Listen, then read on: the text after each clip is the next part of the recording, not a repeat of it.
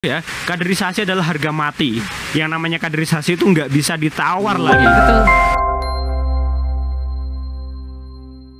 Assalamualaikum warahmatullahi wabarakatuh. Salam pelajar NU Batang. Natas, nitis, netes. Selamat datang di Sapa, Suara Pelajar NU Batang bersama Dewi Krisna. Podcast ini bakalan tayang setiap 2 minggu sekali di channel YouTube Pelajar NU Batang. Nah, Sapa hari ini bakalan bahas nih tentang gimana sih kaderisasi ala pelajar NU Batang bersama rekan kita yang ganteng-ganteng. Ganteng ya. Kita kedatangan lumayan Mas Ketua Cabang IPNU Kabupaten Batang beserta tim kaderisasi IPNU Kabupaten Batang.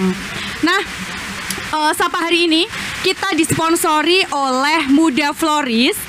Buat kalian yang mau cari buket bunga ataupun buket buat wisuda, kemudian selempang untuk wisuda ataupun acara-acara penting kalian seperti di belakang ini ya, bisa kalian kepoin di Instagram di bawah ini ya. Biasanya Dena meletakkannya di sini nih. Oke, nanti bisa kalian kepoin di sini ya. Oke, kita mulai podcastnya. Selamat datang di Sapa. Selamat datang dan selamat malam. Selamat malam. Terima kasih sudah datang. Bagaimana kabarnya? Alhamdulillah. Sejauh ini masih baik-baik saja baik-baik dan semoga saja. juga baik-baik saja sih besok ya. Amin ya rabbal alamin. Rekan Isya gimana nih? Lumayan. Kenapa? Sedikit dingin sih soalnya. Oh ya, kita lagi di Reban guys. Jadi ini suasananya memang dingin banget ya. Oke, kita langsung mulai saja ya ke beberapa pertanyaan nih. Kabar kaderisasi Kabupaten Batang kayak apa nih?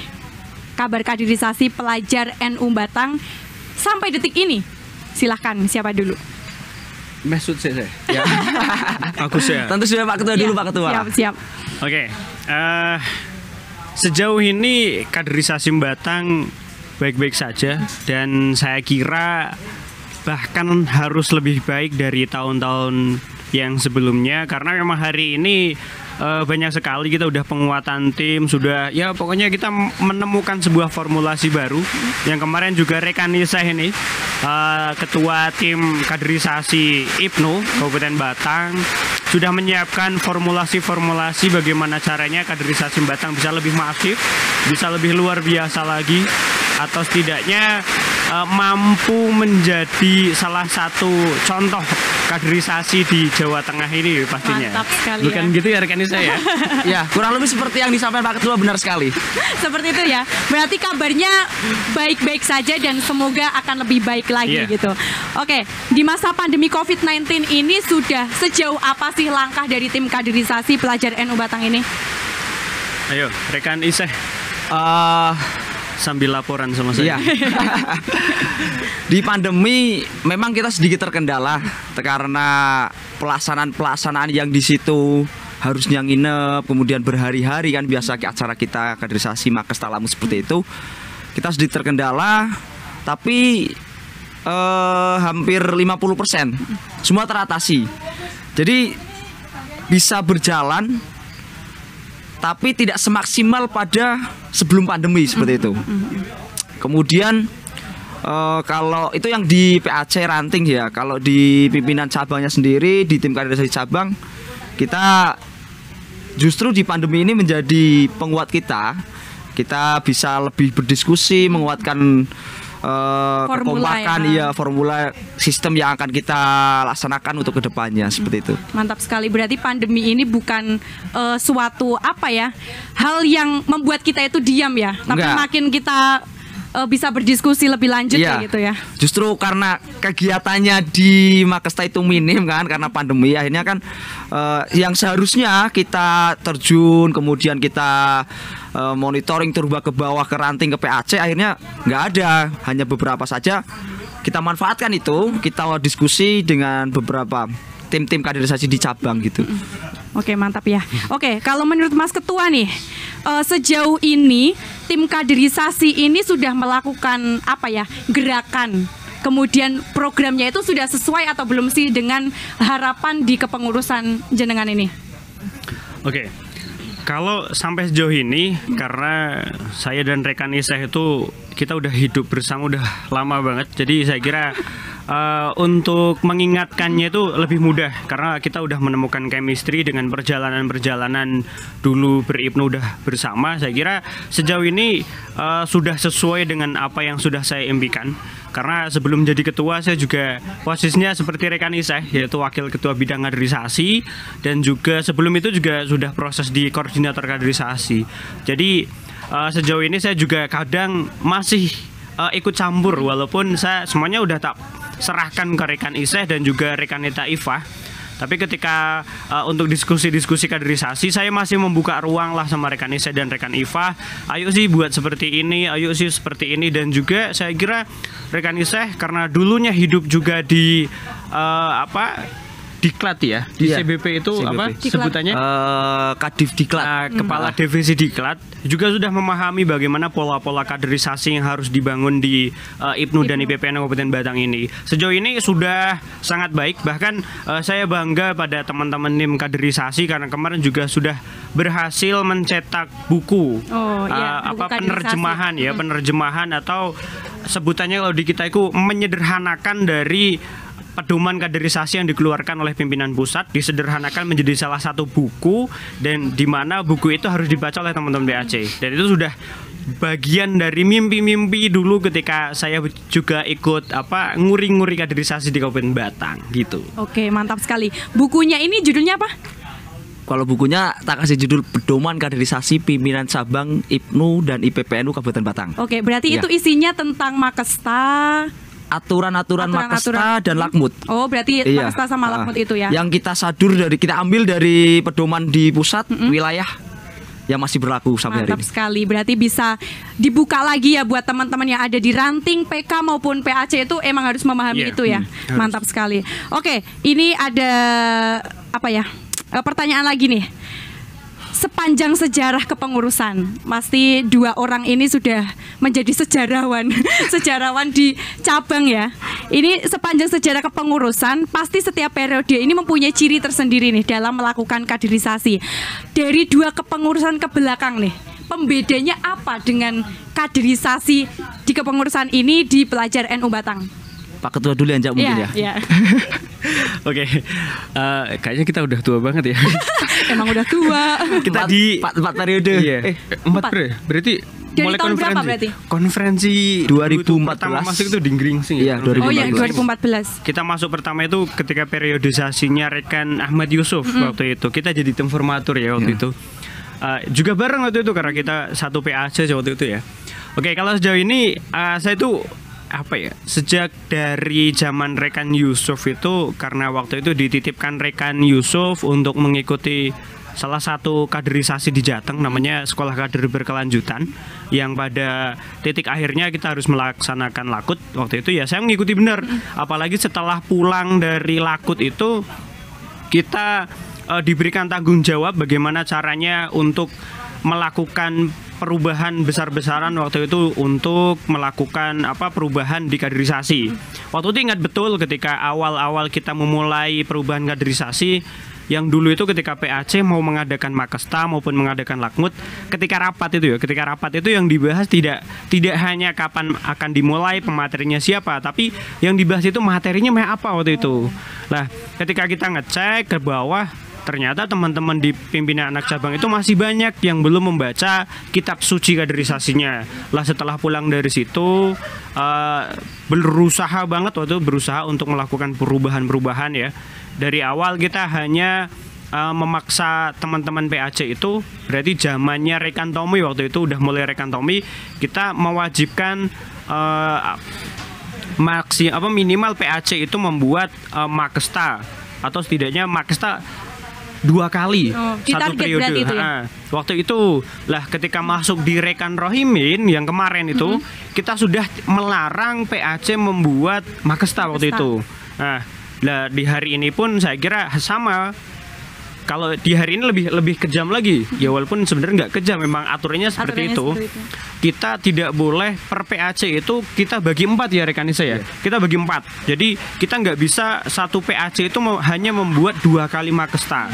Ya walaupun saya kira teman-teman PAC juga berusaha keras untuk mewujudkan itu, dan harapannya cuma satu sih, ketika kaderisasi itu sudah melekat pada rekan dan rekanita semua, saya kira organisasi nantinya juga akan naik pada level kemapanan, karena seperti jargon yang sudah kita keluarkan dari dulu ya, kaderisasi adalah harga mati. Yang namanya kaderisasi itu nggak bisa ditawar lagi. Ya, betul. Seperti itu sih. Nanti perjalanannya juga rekan Isa menyaksikan betul waktu itu ya saya. Ketika harus dulu itu karena teman-teman kaderisasi itu sering maksa ke teman-teman PAC, saya menyadari betul ketika dulu menjadi salah satu orang yang harus banyak orang yang nggak suka, banyak orang yang nggak suka. Ya mungkin nggak sampai dimusuhi ya, tapi banyak orang ketika sudah melihat saya itu, wis iki meh ngerusui acaranya PAC sampai ada yang bilang seperti itu. Bahkan dulu mungkin rekan Isa juga agak kurang suka dengan pola yang dulu saya bangun bersama teman-teman ya. Dulu itu berapa 8 orang yang memang dari awal kita ngawal kaderisasi, banyak orang yang nggak suka karena kita memaksa memaksa agar PAC harus melakukan ini, materi Makesta harus lengkap, waktunya harus 2 hari, apalagi kalau lakmut materi harus lengkap, harus 3 hari gitu, RTL-nya harus jelas tuh. Dulu sampai seperti itu, dan alhamdulillah walaupun dulu banyak yang nggak suka ya, kemarin dicalonkan jadi ketua sama rekan Isa ya jadi saya. Ternyata banyak yang suka juga. Mungkin mereka itu apa ya? Karena belum tahu mungkin tujuannya jenengan itu kan sebenarnya baik, harus sesuai pola kayak gitu ya. Oke, kalau menurut rekan Isa gimana nih? Apa nih pertanyaan nih? Tadi nih melihat Anda kan sejarawan ya, maksudnya menyaksikan sejarah di kepengurusan lalu di dua periode ke belakang, itu pembedanya apa sih sama kaderisasi pelajar NU di kepengurusan saat ini? Oke. Yang menjadi pembeda juga ketika zamannya rekan Yusuf ya, berarti Pak Ketua ini rekan Sarip masih jadi waktu itu masih jurnalis ya, masuk jurnalis tapi ngurusi SKB ya, jadi kaderisasi juga. Yang menjadi pembeda secara komunikasi mungkin dulu secara sistem udah bagus, mereka membuat buku pedoman kaderisasi ada di zamannya rekan Bastomi awal itu pernah membuat buku pedoman kaderisasi. Kemudian di zamannya rekan Yusuf sebelum Bastomi, di situ rekan-rekan SKB ini dicetak benar-benar sebagai tim kaderisasi yang khusus fokus ngurusi Makesta dan Lakmut. Tapi yang kurang di situ menurut saya saat itu saya kan masih di PAC. Walaupun sudah di pengurusan cabang tapi fokusnya masih di PAC. Yang kurang adalah komunikasi. Ini komunikasinya antar pengurus atau gimana nih? Antar tim kaderisasi cabang saat itu dengan teman-teman PAC. Ya, karena saya juga dulu merasa di PAC. Kita jarang sekali duduk bersama, kemudian jarang sekali saling sharing bagaimana gitu. Itu yang mungkin kurangnya. Dan hari ini buku pedoman kaderisasi yang kita buat kemarin itu sudah kita workshopkan. Benar-benar sebelum kita melaksanakan ke teman-teman ini, sebelum kita paksakan ya, memang sih harus dipaksakan. Betul. Sebelum kita memaksakan ke kalian harus pakai ini gitu, kita sudah ini loh aturannya, modelnya seperti ini. Nah baru setelah itu kita harus memaksakan. Nah cara kita memaksakannya adalah kemarin dengan kita buat itu sebenarnya kalau di hati saya itu pembekalan tim kaderisasi PAC.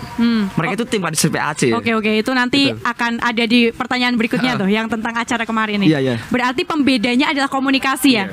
Berarti emang benar sekali ya, di suatu kepengurusan itu, apalagi di IPNU itu komunikasi dari cabang ke PAC kemudian di ranting ataupun PK itu harus berkelanjutan gitu ya. Nggak boleh maksudnya harus itu. Sampai berhenti kayak gitu. Sejauh ini nyelas sedikit nih, silakan. Rekanita Dewi. Ketika ada acara Makesta Lakmut dari cabang selalu turun melihat ke bawah bagaimana kondisinya. Ya walaupun di situ kita benar-benar kita nggak lihat peserta ngisi di depan peserta, tapi numpang tidur kita tahu ya? sih. Tile ya. Kita hadir di situ gitu. Mantap sekali itu ya. Berarti udah berjalan selama 1 tahun ini. Di kepengurusan ini berapa tahun sih? Berapa ya? Nanti berarti mulai Maret ya. Maret berarti itu kita hampir 1 tahun ya. Maret 1 tahun Maret itu. Mantap sekali. 9 bulanan lah di masa pandemi kita ini ya. Oke, untuk yang acara kemarin nih, terkait acara kemarin, mungkin bisa dijelaskan konsepnya sebenarnya itu konsep acara kemarin serta goal ataupun tujuannya itu apa sih? Apa hanya sekedar sosialisasi buku kah atau gimana? Soalnya kemarin banyak yang mempertanyakan nih tentang acara kemarin. Kalau Ayo. ya duluan waktu ya. Ya dulu. Oke. Karena kan yang punya acara kemarin. Iya.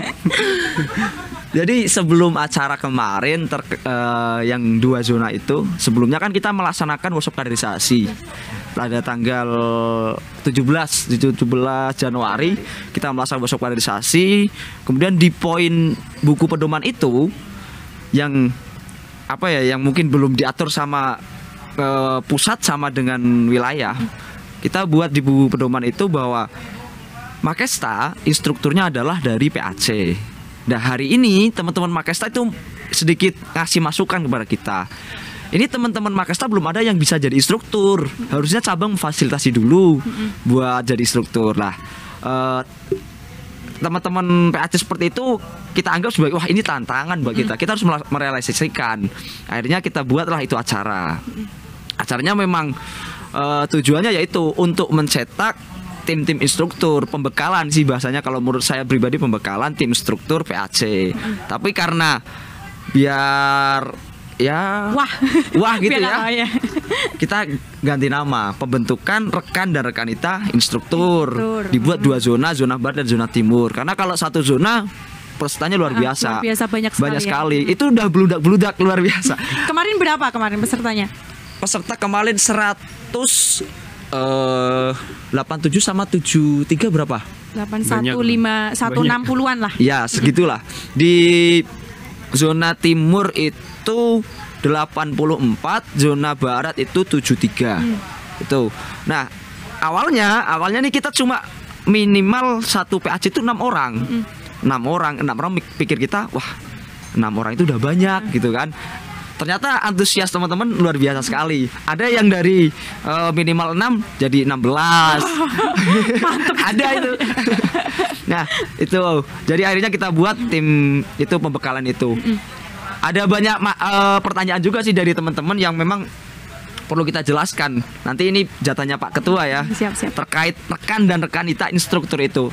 Sebenarnya mereka bukan instruktur. Karena syarat menjadi instruktur kan harus ada Latin, ikuti Latin dulu. Itu kalau di IPNU, kalau di IPP itu Latpel, latihan pelatih. Nah, yang kita buat kemarin itu hanya sekedar pembekalan, bukan Latin, bukan Latpel juga. Nah, untuk kelanjutan rekan dan rekan instruktur nanti ketua. Siap. Berarti emang tujuannya untuk menyiapkan teman-teman PAC kayak gitu. Nanti dijelaskan Pak Ketua. Oh, ya, silakan untuk dijelaskan. Ya teman-teman di luar itu nggak bertanya-tanya. Biar jelas kayak gitu ya. Oke. Jadi gini, kemarin itu memang rekan saya itu buat aturan dan di situ ternyata ada satu komponen yang belum lengkap ya. Salah satu komponennya adalah menyebutkan ketika kaderisasi di tingkatan gabungan ranting, karena kemarin yang kita fokuskan adalah mempersiapkan teman-teman yang nantinya akan ngawal kaderisasi di tingkatan PAC. Walaupun pelaksanaannya berarti kan ada di gabungan ranting itu. Lah karena di situ tuh harus ada yang mengawal, dan yang mengawal itu adalah teman-teman PAC, tuntutan kita adalah menyiapkan. Lah karena di situ juga kita terbentur kemarin.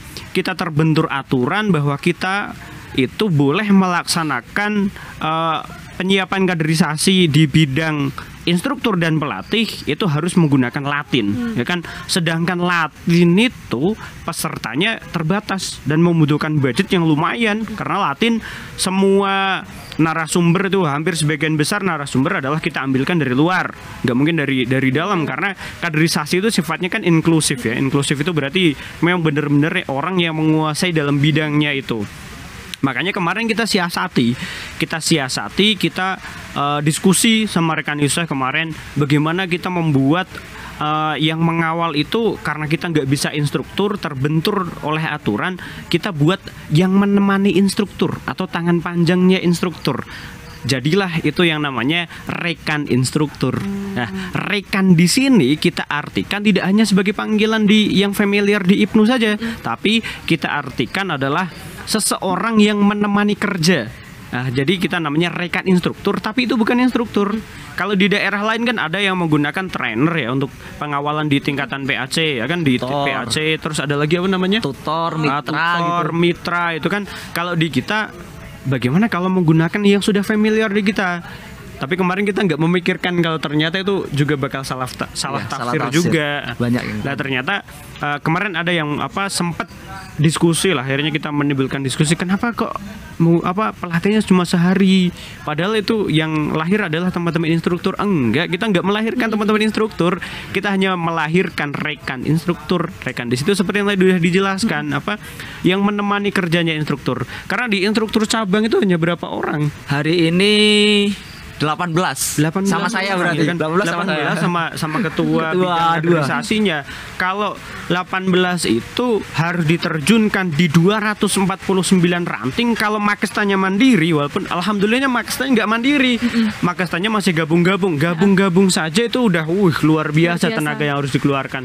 Bahkan mungkin tiap weekend nggak bakalan di rumah kan, akhirnya ya dengan cara inilah kita nantinya akan menyiapkan teman-teman di tingkatan PAC. Berharapnya itu selain juga kerja cabang semakin ringan karena yang awal itu langsung dari teman-teman PAC, juga harapannya kita sudah waktunya kita seperti yang sudah disampaikan juga, kita membenahi komunikasi di kaderisasi ini agar lebih baik ke teman-teman PAC. Dan juga saya kira dalam kaderisasi itu harus ada chemistry antara yang mengawal kaderisasi, rekan instruktur itu dengan peserta. Kalau misal contohnya gini, kalau misal Makesta ada di Kecamatan Bawang, di salah satu desa di Kecamatan Bawang, misal kita sebutnya Surjo lah misal gitu. Instrukturnya mungkin rekan saya nih. Rekan saya rumahnya Reban. Lah, kalau antara instruktur dan juga peserta itu tidak sering ngobrol sering merekatkan diri komunikasi, itu biasanya teman-teman yang sudah di kader itu bakal hilang biasanya. Lah harapannya ketika hari ini benar-benar teman-teman PAC yang ngawal, mereka akan terjadi komunikasi terjadi chemistry terlebih dahulu. Dan salah satu alasan bertahannya itu ya setidaknya karena dekat dengan instrukturnya atau apa. Karena banyak loh ya teman-teman. Kenapa kemarin juga saya udah bilang sama rekan Isah dan teman-teman instruktur dan pelatih yang lainnya, instruktur itu harus perfect. Karena instruktur itu menjadi salah satu motivator dalam kaderisasi. Ya kan kita bisa kok. Saya hari ini saya itu bertahan di IPNU itu karena saya melihat senior-senior yang luar biasa. Akhirnya alasan saya bertahan di IPNU, alasan suka baca buku ya karena saya melihat senior itu keren baca buku, termotivasi. Lah harapannya kemarin tuh teman-temannya udah ikut latihan itu setidaknya termotivasi dulu lah. Gitu. Itu salah satu hal besar juga bagi teman-teman kaderisasi yang harus dipegang, bahwa mereka harus menjadi motivator. Baru nanti yang lain-lainnya ya, walaupun kalau udah kelewat motivator jadi nyaman. Jadi nyaman, kalau nyaman udah baper, bahaya juga itu. Aduh, susah banget ya. Iya. Jadi seperti itu guys, yang kemarin tanya seputar acara kemarin ya. Jadi emang tujuan dari cabang itu untuk mencetak ataupun apa sih tadi? Mencetak rekan instruktur gitu, biar membantu ya, saling membantu, biar kita saling membangun chemistry dengan baik seperti itu. Oke, kita main games dulu. Siap, biar gak sepaneng ya. Oke. Gamenya ada kalah dan menang. Kalau aku kalah push up. Oke. Jadi game ini bisa nanti dijawab sama rekan-rekan dengan bersama serentak. Gak usah mikir ya, karena ini bukan pelajaran matematika gitu ya. Ini gamenya namanya setuju atau tidak atau tidak setuju. Oke, yang pertama, kaderisasi adalah puncak keberhasilan organisasi. Setuju. Oke, alasannya? Aku dulu. Ya, alasannya apa? Ya, karena ya kalau kita nggak melakukan kaderisasi, nanti siapa yang akan meneruskan kita? Betul. Gitu aja dah. Ya, mantap, Pak Ketua. Oke, kaderisasi sama. Saya mengafirmasi jawaban dari rekan Isah. Harus. Dan tambahannya adalah karena kaderisasi itu adalah mencetak intelektualnya di sebuah organisasi. Kalau di organisasi ada banyak intelektual, ya intelektual itu nggak harus menggunakan ilmu formal ya, tapi juga yang non formal. Misal kita bisa semuanya, saya kira di organisasi akan ya seperti yang tadi sudah saya sampaikan, akan mencapai kematangan dari organisasi itu. Oke, mantap. Pertanyaan kedua. Alah, kader yang baperan bukan kader yang berperan. Setuju atau tidak setuju? Setuju. Masa setuju? Bentar. Pertanyaan diulang. Ini kader yang baperan Ya. atau yang berperan? Setuju atau tidak setuju? Nggak setuju. Wah, pinter. Baperan atau berperan? Aku tak Kader yang berperan, Atau- kader yang baperan atau kader yang berperan. Ya jelas nggak setuju. Maksudnya juga kader baperan, men. Tak ulangi. Iya, bener, Kader yang baperan bukan kader yang berperan. tidak setuju. Tidak setuju. Mantap. Tidak. Ini Ya. jelas. Ini jelas. Oke, kenapa? Bukankah kalau kita baper itu nanti itu akan berujung nyaman dengan organisasinya, kemudian itu tuh baik kayak gitu. Mungkin ada perspektif lain nih. Silakan. Aku jawabnya angel ya. Gini sih. Silakan. Tapi kalau misalnya saya punya aku nggak berani ngaku punya kader juga sih. Misal saya ngawal kaderisasi terus di situ ada yang baper. Kalau bapernya itu karena termotivasi itu sesuatu yang baik karena dia akan menjadikan alasan instrukturnya bertahan di organisasi. Tapi kalau bapernya yang lain ya misal rekan Isah misal ada orang kader ya biasanya kan IPP berarti nggak mungkin IPP suka sama IPP kan. IPP ada yang suka sama rekan Isah. Ya dikiranya itu rekan Isah itu belum punya Istri. ngomong istri oleh Nggak apa-apa, diomongin nggak apa-apa. dikira itu rekan Isa belum punya istri ya kan dia udah kadung itu bahasa Indonesianya apa tuh terlanjur. Wah, udah terlanjur cinta misal sama Isa karena dia selalu memberikan perhatian ya kan setiap pagi udah ditanya udah makan belum misalnya kan ada loh, pernah yang melakukan hal itu. Nah, ini keterlaluan gimana? Tapi Misalkan sama dia. misal udah baca buku ini atau belum ya kan udah belajar ini atau belum karena sering mendapatkan perhatian padahal teman-teman instruktur itu ya ini rahasianya instruktur ya. Perhatiannya rekan dan rekanita instruktur itu nggak cuma pada satu Iya, orang tapi ada betul. kepada banyak orang jadi jangan sampai kepedean cuma kamu saja yang diperhatikan tapi ada banyak orang yang diperhatikan. Nah yang tidak baik itu ketika menganggap lebih dari instruktur. Nah itu nggak baik karena nanti bisa menjadi alasan meninggalkan organisasi karena sakit hati sama instrukturnya Karena kan. benci gitu kan, ya. "Oh, aku rak seneng karo rekan Isa gara-gara rekan Isa jebul di bojo kadung aku seneng banget. Bahaya Wis itu. bahaya weh. Wis Yo. wangel ya. Oke. Mungkin menemui rekan Isa. Heeh. Sejauh ini belum ada. Oh, belum ada. Iya. Serius? Sebelum menikah weh, sebelum menikah. Kalau sebelum menikah banyak. Kalau itu maksudnya. Enggak, kalau iya setelah menikah sudah nggak ada sih. Mereka udah tahu kalau saya udah punya istri gitu. Iyalah.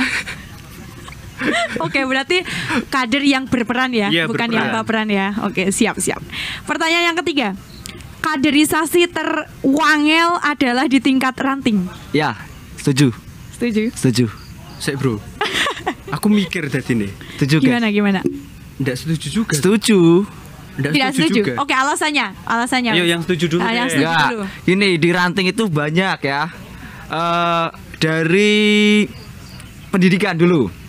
Ada yang sekolah, ada yang SD, ada loh SD ikut Yeah. ikut Makesta. Walaupun ada. akhirnya kemarin kita buat di berdemokratisasi bahwa yang ikut Makesta itu minimal kelas 7 SMP atau MTS kalau usia 13 tahun. Itu di pendidikan di ranting itu ya, ada yang sekolah pun ada yang SD, ada yang SMP, ada yang SMA, ada yang Kerja. kuliah, ada yang nggak sekolah kerja, ada yang nggak kerja nganggur. Kemudian ada yang di situ ini dari pendidikan, Ya. dari usia sudah berbeda-beda. Kemudian dari segi kesukaan juga sudah berbeda-beda. Dari segi ekonomi kan pengaruh juga itu loh Pak. Iya, iya. Betul. Ya, makanya itu susah, sulit kaderisasi di ranting. Beda kalau di komisariat misal. Di komisariat satu sekolah paling beda jurusan kan, jurusan ada yang akuntansi, Seumuran ya? seusia mereka seumuran. Kemudian ya sukanya hampir sama kalau anak-anak sekolah kan. Ya kalau otomotif paling suka motor. Kalau yang IPA. akuntansi suka dandan gitu. Itu Misal kan kalau misal udah paling. SMA. Nah itu. Iya. Makanya ranting itu kaderisasi sulit, terwangel. Tapi gimana lagi? Tanpa ranting nggak ada cabang, Betul nggak ada sekali. pusat Iya, juga. betul. Makanya kita harus begitu perhatian kepada ranting. Dananya juga susah Pak ranting Pak. Iya, karena mintanya itu ya. Aku nggak pernah neng ranting. Iya Tan. Ya kita lahir dari komisariat loh ya kan? Iya. Kita lahir dari komisariat. Nah, Walaupun akhirnya jadi pembina ranting. Mantap. aku nggak ngerti aku dileboknya pembina ranting mau gimana ya. Oke, setuju ya berarti ya. Iya, Oke, setuju. kalau Mas Ketua gimana Oke. nih?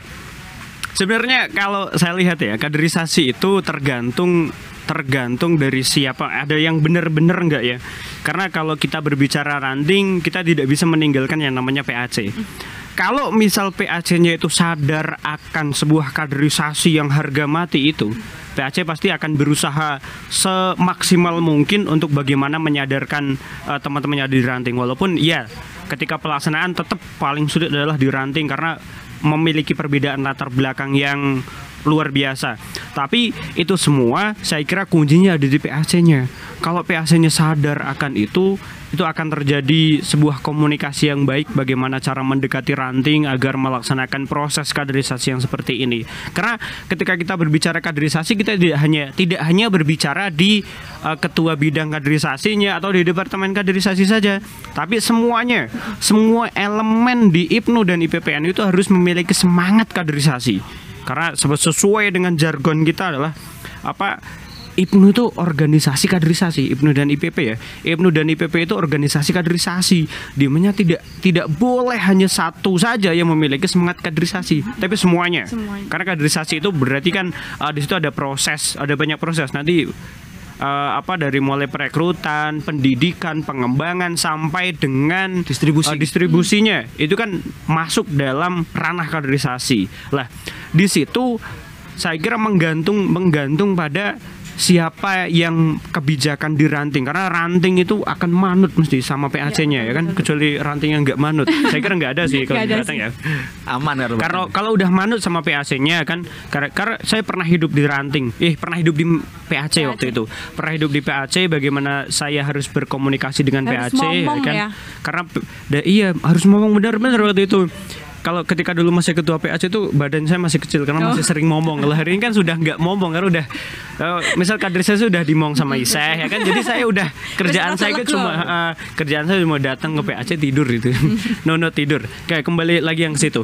Jadi kalau di ranting itu kalau untuk melaksanakan kaderisasi saya bisa mengatakan mudah karena ranting itu kan belum mendapatkan referensi apa-apa kecuali dari teman-teman PAC.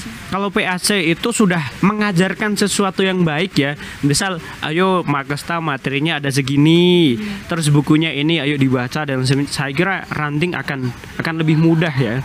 Berarti mungkin pengalaman rekan Iseh karena juga pernah merasakan bantuin di ranting bagaimana sulitnya, mungkin lebih ya daripada saya yang dulu hanya sebagai ketua PAC, dan di situ PAC-nya rantingnya dikit waktu itu loh. PAC kota Batang kota itu kan dikit ya. Karena waktu itu saya ingat betul loh, PAC itu hanya punya ranting berapa ya? Prionanggan, terus Cepoko Kuning, Kalipus yang hanya dikit. Jadi waktu itu perhatian untuk memperhatikan ranting waktu itu lebih. Kalau di Reban, bicara Reban kan berapa 100% bisa aktif kan lebih lebih sulit mungkin ya. Kalau dulu di Batang karena masih sedikit, jadi saya sering main ke PAC. Gampang menjangkau. Iya, bahkan rutinan PAC itu mesti teman-teman PAC yang datang ada banyak gitu sih. Itu beda kita prosesnya bro. Tapi nggak apa-apa. Bagus malah. Sudut pandangnya ya, kita ambil udah beda. Oke. Pertanyaan selanjutnya nih, ini gamenya sudah selesai ya guys.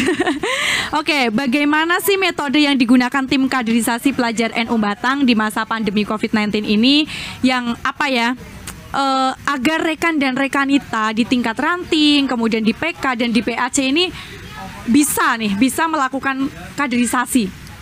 Ada metode khusus nggak? Ada nggak ya? Ada nggak? Sejauh ini kita kalau metode khusus belum ada.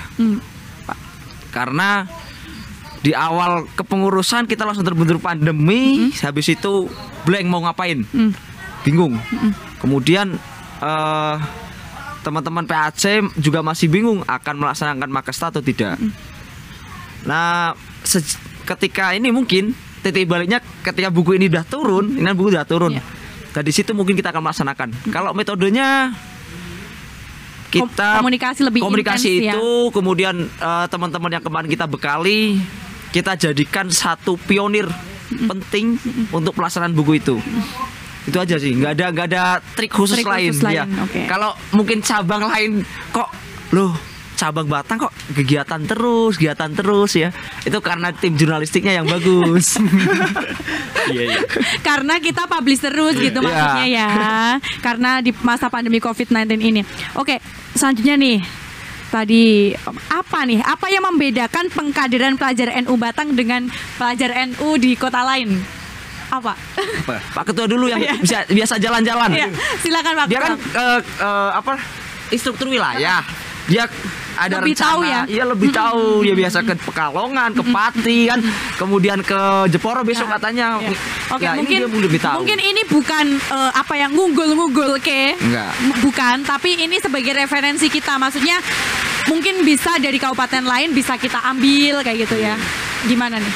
Kalau sejauh ini karena pedoman kita pertama satu ya, karena pedomannya satu, saya kira nggak terlalu jauh beda, mungkin nggak terlalu jauh beda banget dengan kabupaten kota yang lainnya, karena ya itu kembali pedomannya satu, ya tetap namanya Makesta, walaupun dulu pernah PAC Batang pernah agak nakal juga ya, kita merubah nama Makesta menjadi Aswaja Youth Camp waktu itu, karena lebih waktu itu kita nganggepnya lebih diterima di pasar waktu Lebih gitu, itu karena friendly sama ya. teman-teman ya. Kira-kira sejauh ini nggak ada perbedaan. Cuma mungkin kalau di tataran kita, saya masih menginginkan ya, harapannya sih kedepannya juga lebih baik lagi. Kalau perbedaannya saya kira Batang harus memiliki ciri. Ya salah satu ciri mungkin dari cabang yang lain itu ada yang alumni Makesta itu salah satu RTL-nya itu harus menyetorkan Nadom Imriti misalkan, ya itu kan keren banget ya kan kalau di Follow apalagi di up-nya. kalangan, iya follow up-nya harus melakukan itu. Lah Batang memang hari ini kita belum bisa menjangkau sejauh itu, tapi setidaknya sudah ada usaha-usaha untuk hari ini kan. Kalau kemarin RTL kita tidak terlalu memikirkan banget kalau yang kemarin, tapi hari ini mulai terutama di kaderisasi Lakmut, saya menginginkan satu instruktur itu benar-benar megang dan itu nantinya dikawal sampai dengan setidaknya 3 kali RTL, dan itu harus dikawal bener-bener. Kita udah mulai menggunakan sistem mentor ya, jadi selesai acara jadi instruktur, ketika itu akan menjadi mentor yang akan mengawal mereka.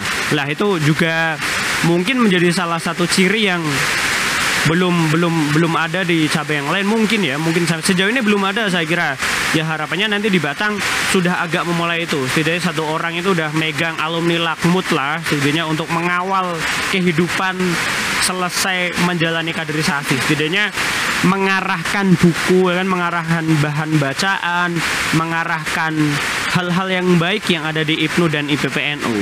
Kalau jadi nggak ada perbedaan yang secara signifikan. Pak. Ya. Kalau cabang lain udah ada belum yang di situ mewajibkan materi pengenalan orientasi CBP? Sejauh ini di Makesta cabang lain. Karena instruktur wilayah itu nggak turun sampai Makesta ya. Nggak turun sampai Makesta ya? Jadi infonya mungkin juga belum masuk ya? Belum sih ya itu Batang juga hari ini sudah ada terkait pengenalan orientasi CBP dan KPP. Dan juga kayak kemarin ada materi itu kan. Iya. Anak-anak jurnalis kan kemarin sudah dapat tugas disuruh buat kayak Analis. video ya kan. Iya, Ya, video yang di situ pengenalan media juga. Itu juga hal yang baik juga. Itu kan menjadi salah satu ciri ya, ciri baik yang ada di Kabupaten Batang ini. Batang sendiri. Apalagi hari ini kan jurnalisnya juga memiliki semangat yang luar biasa ya. Ya saya kira itu juga momen yang harus Ya, kita manfaatkan. betul sekali, karena Tantangan buat Rekanita Dewi juga loh ya. Sekalian nih. ya, karena kalau kita berbicara tentang kaderisasi itu tidak hanya lingkupnya hanya Makesta, Lakmut dan lain Iya, sebagainya ya. Karena kita itu misal nih di sini ada jurnalistik. Jadi jurnalistik ini juga mempunyai kewajiban untuk mengkader teman-teman yang ada di tingkat PAC, ranting dan lain sebagainya. Gini, IPNU itu organisasi kader. Jadi semua kegiatan IPNU itu kaderisasi. Ya, betul sekali. Harus memiliki sifat Iya, mengkader. harus memiliki semangat kaderisasi. Iya. Rekanita Dewi langsung paham berarti. Udah barusan bagus, saya suka orang yang seperti itu. Ya, Ya kan? makanya kemarin acara jurnalistik juga kita follow up-nya Iya. adalah PAC itu harus membuat kegiatan yang berhubungan tentang jurnalistik kayak gitu, biar teman-teman itu kejawel kayak gitu, biar banyak yang suka menulis kemudian tentang berita dan lain sebagainya kayak gitu ya. Oke. Semoga bisa menjadi titik awal yang baik untuk pelajar NU Batang ya. Mantap. Oke, closing statement nih mungkin dari Mas Ketua sama Mas Iseh, silahkan. Yo, rekan saya dulu, Wes. Aku ya? Ya. Iya. Gini, closingnya untuk kita semua, kita harus sadar bahwa IPNU itu punya aturan. Dalam kehidupan IPNU itu nggak bisa sesuai dengan hati kita sendiri, ego kita sendiri. Kita harus balik ke aturan. Nah, kita hari ini sudah buat buku pedoman kaderisasi di cabang untuk teman-teman PAC, teman-teman ranting. Kalau mau melaksanakan Makesta, teman-teman PAC kalau mau melaksanakan Lakmut, bingung bagaimana jadwalnya, bagaimana aturannya, itu buku dibuka. Jadi ketika bingung terkait kaderisasi, kembali ke buku itu. Itu aja pesannya buat semuanya. Oke, terima kasih rekan Ise. Enggak pesan terakhir tapi ya. Enggak. Aku bisa Silakan. masih hidup Pak, nemenin kamu. Oke, kalau pesannya saya setuju banget dengan apa yang udah disampaikan rekan Iseh tadi. Cuma saya ingat betul kata-kata senior saya dulu. Ketika kita benar-benar akan melakukan sebuah kebaikan, pasti di situ ada jalan. Jadi itu juga yang hari ini menjadi salah satu motivasi bagi kami di pimpinan cabang, terutama ketika melaksanakan kegiatan kita nggak ada takut-takutnya terkait apapun. Kalau memang itu sebuah hal yang baik, mesti ada jalan di situ. Dan itu pun saya berharap betul pada rekan dan rekanita yang ada di PAC, ranting, komisariat untuk bisa melaksanakan kaderisasi dengan baik, dengan melihat aturan, pastinya melihat aturannya seperti apa, dan juga bisa dikembangkan dengan sesuatu yang baru.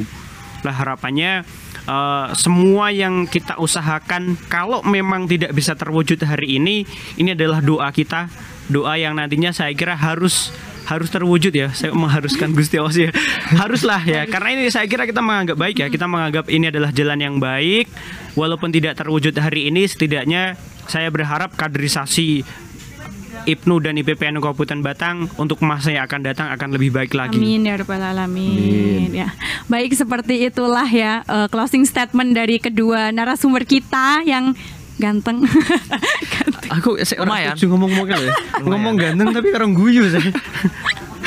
Oke, baik, itulah Sapa hari ini bersama Ketua Pelajar NU Batang beserta tim kaderisasi IPNU Kabupaten Batang sekaligus mewakili yang IPP ya. Sampai jumpa di Sapa berikutnya. See you again. Wassalamualaikum warahmatullahi wabarakatuh.